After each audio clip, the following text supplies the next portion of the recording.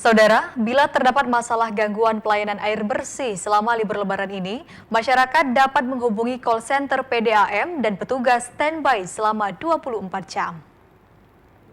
Layanan publik di masa libur Lebaran diharapkan tidak terganggu.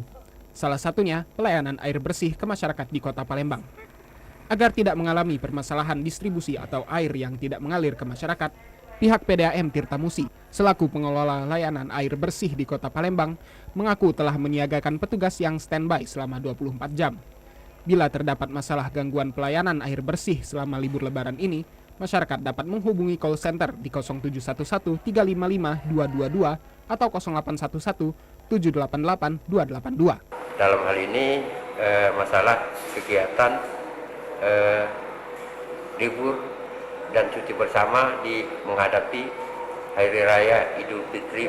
Loket tanggal 12 dan 15 tetap buka dari jam 8 sampai jam 11.30. Call center semua sudah terintegrasi di 9 cabang, tetap on selama 24 jam. Ditambahkan Direktur Operasional PDAM Tirtamusi Palembang, pada H-1 dan H+2 Lebaran, pihaknya juga tetap membuka loket di 9 unit pelayanan, mulai jam 8 pagi hingga jam 11 siang. Tim Liputan TVRI Sumsel melaporkan.